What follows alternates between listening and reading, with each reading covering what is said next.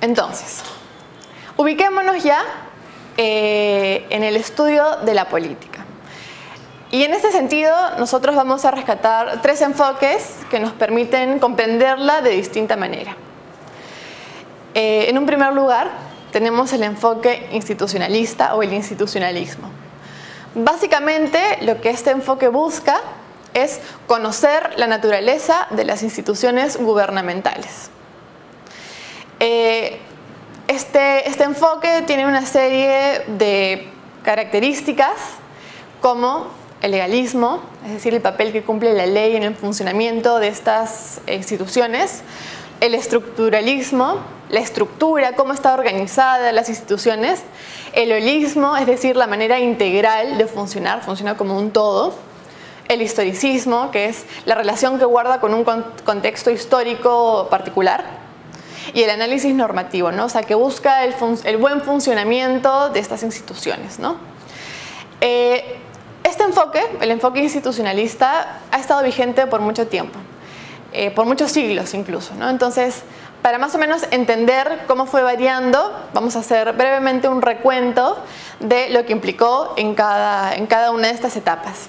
En un primer momento, en la antigüedad clásica, con los griegos básicamente, el institucionalismo se enfocó en las normas, en la construcción de normas que buscaran el buen funcionamiento. Entonces, y esto se conoció como el institucionalismo normativo. En la Revolución Inglesa, más o menos el siglo XVII, hemos rescatado a tres pensadores políticos, filósofos, que vieron las instituciones de distinta manera. Hobbes, por su lado, consideró que las instituciones servían para controlar el comportamiento errático de los humanos, más o menos para controlar su comportamiento. En segundo lugar tenemos a Locke, quien propuso instituciones de un corte más democrático que de alguna u otra manera limitaran el poder del Estado. Y en tercer lugar, Montesquieu, quien en el siglo siguiente propuso el equilibrio institucional. A partir del siglo XVIII, Hume y Adam Smith, parte de la Escuela Escocesa de Filosofía, propusieron una manera distinta de ver las instituciones. Y ellos plantearon que las instituciones velaran por el interés de los individuos. Y en esa propuesta se puede evidenciar cómo en esta época empieza a cobrar importancia los intereses de nuevos actores que van apareciendo en escena. En este caso sería la burguesía que, por interés propio, poco a poco va viendo las maneras de ir limitando el poder del Estado. Finalmente, Edmund Burke, otro pensador político, propone un institucionalismo que ve más allá del individuo y esto se llama como el institucionalismo orgánico. Entonces, esto sería el primer enfoque para entender, que se puede recurrir en el estudio de la política, que es el institucionalismo. El segundo enfoque que nos puede ayudar a conocer un poco más la política es el enfoque sistémico, que data aproximadamente del siglo XX. Y en este siglo, como ya habíamos visto en la primera parte, se da el proceso de democratización, en el que aparecen nuevos actores que se relacionan con el Estado y que empiezan a negociar en términos políticos. Entonces, esto evidencia que el componente social, es decir, la acción colectiva por un lado y los individuos por el otro, entablan una relación directa con la política, ¿no? Entonces, el enfoque sistémico tiene una concepción de la política en el que identifica los distintos componentes que tiene y la manera en que todos estos componentes se relacionan entre sí. Entonces tenemos el componente institucional, efectivamente, el Estado, y aparecen una serie de nuevos actores que de repente antes no eran tan evidentes, como las élites, los partidos políticos, organizaciones de distinto tipo y también los individuos, ¿no? Y la manera en que todos estos se relacionan entre sí.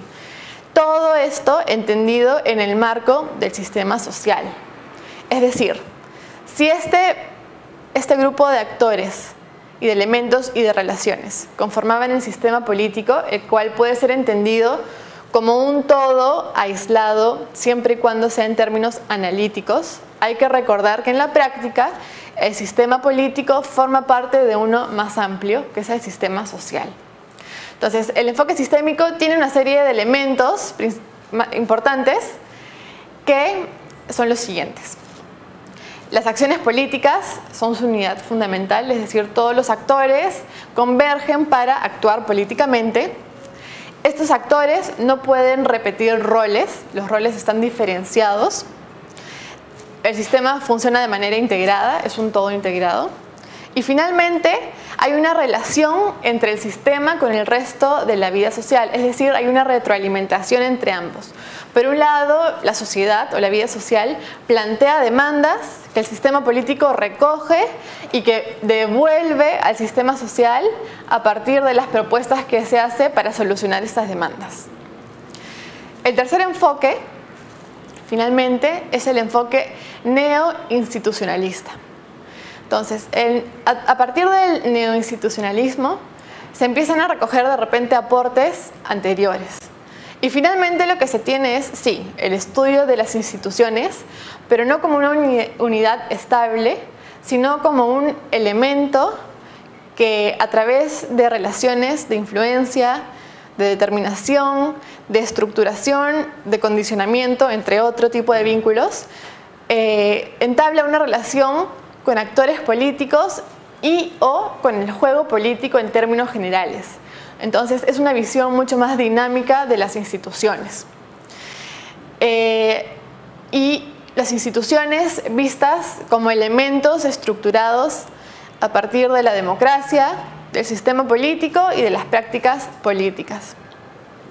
Tres características generales que plantea el neoinstitucionalismo son que las instituciones trascienden a los individuos, son rasgos o elementos estructurales de una sociedad, ofrecen estabilidad en el tiempo precisamente por este carácter estructural que tienen y finalmente influyen en el comportamiento individual. Entonces, hasta el momento ya hemos presentado los tres enfoques que nos permiten estudiar de distinta manera el fenómeno político. Recapitulando, todo lo que hemos visto hasta este punto, se puede llegar a dos definiciones claras. Por un lado, cuando hablamos de instituciones, nos estamos refiriendo a las reglas de juego que ordenan el comportamiento tanto de los individuos como de las organizaciones. Por otro lado, el sistema político se compone de una serie de elementos que interactúan entre sí y que tienen una base institucional. Se ven implicados en este sistema político rasgos como poderes políticos y reglas, actores que están institucionalizados, bien definidos y que están organizados, y también el espacio y el tiempo en el que este sistema político se ubica, ¿no? Porque tiene que guardar coherencia con el contexto sociopolítico y con el contexto cultural. Entonces, estas dos definiciones pueden ser una primera conclusión de lo que hemos visto hasta el momento con el módulo. Pasemos entonces a conocer un poco más sobre el sistema político y los elementos sustanciales que lo componen.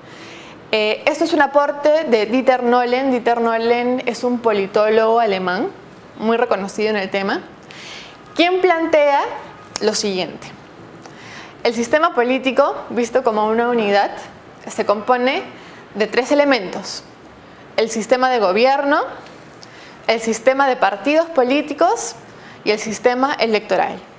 Esta es una definición muy precisa que toma en cuenta elementos muy puntuales, deja de tomar en cuenta otros, pero nos permite tener un enfoque ordenado para el estudio o el análisis de fenómenos con los que nos topamos en la vida política cotidiana.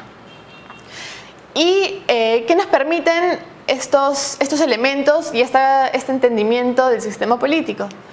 Pues verlo de tres maneras. Desde una manera normativa, donde se apunta al modelo ideal, nos da un enfoque analítico y para ello uno tiene que tomar en cuenta el contexto histórico empírico, es decir, los hechos y cómo estos hechos corresponden a un momento histórico.